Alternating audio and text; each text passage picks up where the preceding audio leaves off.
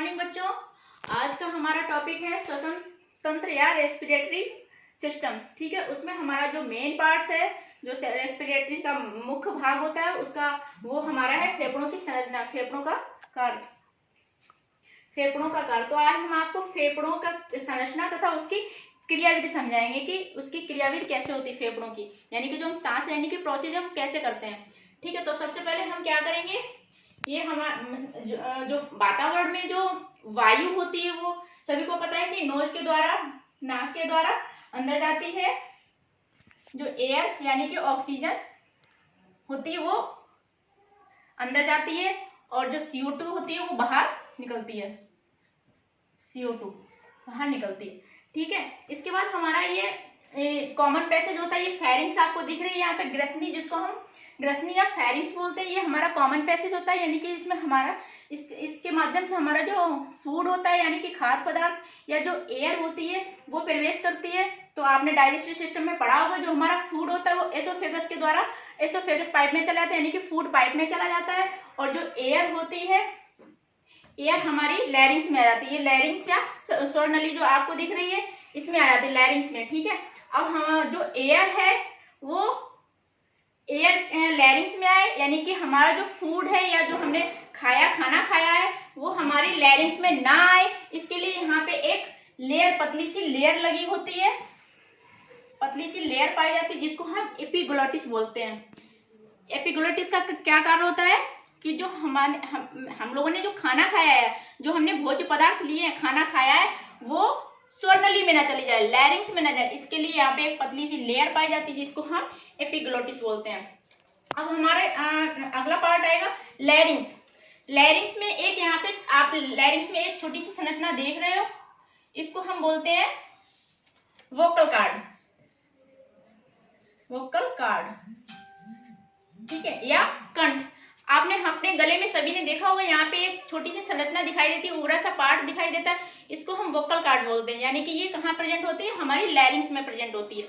ठीक है, जो फेफड़ों द्वारा जो वायु प्रवेश करती है लैरिंग्स में, तो इसमें क्या होती है, एक झंझनाहट पैदा होती है, एक कंपन पैदा होती है, जिसके कारण जो हमारा वोकल कार्ड है उसमें जो हमारी आवाज निकल रही है हमारी वोकल कार्ड की वजह से आ रही है। समझ रहे हो ना, ये कहाँ पे प्रेजेंट होता है, हमारा ये उभरा हुआ पार्ट दिख रहा है यहाँ पे, इसके मतलब यहाँ पे वोकल कार्ड होता है लैरिंग्स में। ठीक है, इसके बाद जो लैरिंग्स आएगी, लैरिंग्स के बाद हमारा ट्रेकिया आता है।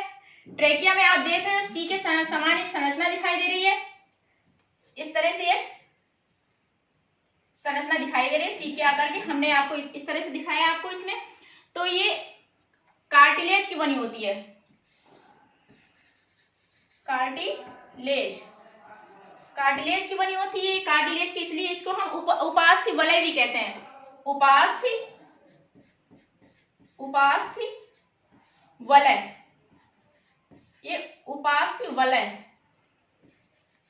ये उपास्थि वलय इसलिए होती है कि ये हमारा जो पाइप गया हुआ, हमारी जो नली गई हुई, ये अगर इसमें एयर नहीं होगी, उपास्थि वलय होती है ना, तो उपास्थि वलय का कार्य होता है कि अगर ये दोनों पाइप है, ये दोनों नली है, अगर इसमें एयर नहीं होगी, अगर इसमें एयर अनुपस्थित होगी तो क्या होगा, ये आपस में चिपक जाएंगी, है ना। और अगर आपस में चिपक जाएंगी तो इसमें एयर प्रवेश नहीं कर पाएगी, इसलिए ये क्या होता है, ये कार्टिलेज यानी कि उपास्थि वलय के रिंग लगी होती है।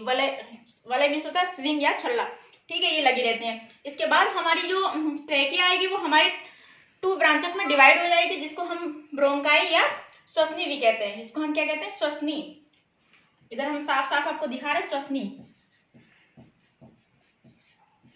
ठीक है ना, जो श्वसनी होती है वो अनेक छोटी पतली ब्रांचेस में डिवाइड हो जाती है, जिसको हम श्वसनिकाएं कहते हैं। ये छोटी पतली आपको ब्लू कलर से दिखाई दे रही है, इसको हम क्या कहते हैं, श्वसनिकाएं कहते हैं, श्वसनिकाएं,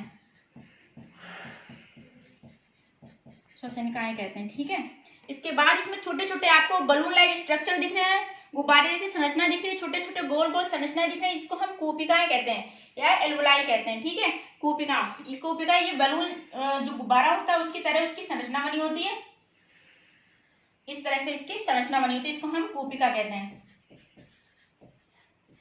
इसको हम कूपिका कहते हैं। इसकी जो लेयर होती है वो बहुत पतली होती है, क्योंकि जो गैसों का आदान प्रदान होता है आसानी से हो जाता है। इसके अंदर ऑक्सीजन होती है, ठीक है ना, और इसके नीचे जो लेयर इसके नीचे जो होती है वो हमारी रक्त कोशिकाएं होती हैं, तो जो ऑक्सीजन होती है कोशिकाओं के अंदर, जो ऑक्सीजन, इसका कार्य, मुख्य कार्य इसका होता है कि इसके अंदर जो गैसों का आदान प्रदान होता है। तो इसमें जो हमारी ऑक्सीजन होती है वो किसको दे देती है, कोशिकाएं किसको देती है, इसकी जो लेयर होती है बहुत पतली होती है, तो इसको जो हमारी रक्त कोशिकाएं होती है उसको देती है। और रक्त कोशिकाओं में जो CO2 होती है वो कहाँ चली जाती है, कोशिकाओं में चली जाती है, CO2, यानी कि जो इसमें कोशिकाओं में हमारी CO2 आएगी वो फेफड़ों द्वारा फिर शुद्ध हो जाती है। फिर ये ऑक्सीजन, इस तरह से इसका एक चक्र चलता रहता है। इसके नीचे ये डायफ्राम होता है हमारा, ये आप संरचना देख रहे हो, डायफ्राम होता है ये। इसके बाद हम आपको इसकी क्रियाविधि समझाएंगे कि सांस लेने की क्रियाविधि क्या होती है। इसके 2 चरणों में क्रियाविधि कंप्लीट होती है। नंबर 1 होती है इंस्पिरेशन,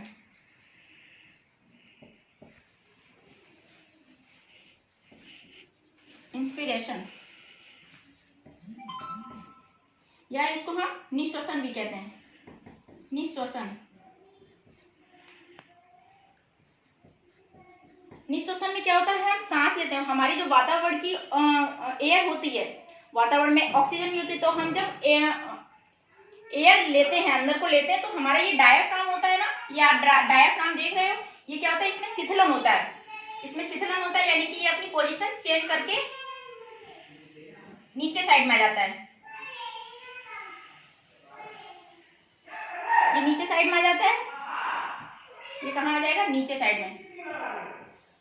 यानी कि जो डायाफ्राम है उसने अपनी जो जगह है वो चेंज करके नीचे आ गया, तो क्या होगा, इसका जो आयतन है वो बढ़ जाता है, इसका आयतन बढ़ जाता है, तो जो अंदर का वायु दाब होता है वो कम हो जाता है। जब आयतन बढ़ता है तो वायु दाब कम हो जाता है, यानी कि वायु दाब कम हो गया, यानी कि इसके अंदर वायु नहीं है और बाहर जो वातावरण है उसमें वायु ज्यादा है। तो आपको पता है हायर टू लोअर चलता है, हायर टू लोअर, यानी कि वहां वातावरण में ऑक्सीजन ज्यादा है, एयर ज्यादा है, तो कहाँ जाएगी, अंदर प्रवेश करेगी, नासाद्वार के द्वारा अंदर प्रवेश करेगी, यानी कि हमारे अंदर सांस, वो क्या नाम, एयर आ गई।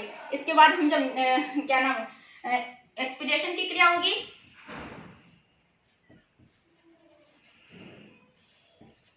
एक्सप्रेशन यानी उच्छ्वसन जो क्रिया होती है उसमें क्या होता है, उच्छ्वसन में फिर ये डायफ्राम अपनी जगह चला जाता है, इसके बाद अपनी जगह चला तो आयतन कम हो जाता है और वायु दाब बढ़ जाता है। वायु दाब बढ़ जाता है तो हमारी कार्बन डाइऑक्साइड होती है वो बाहर निकल जाती है।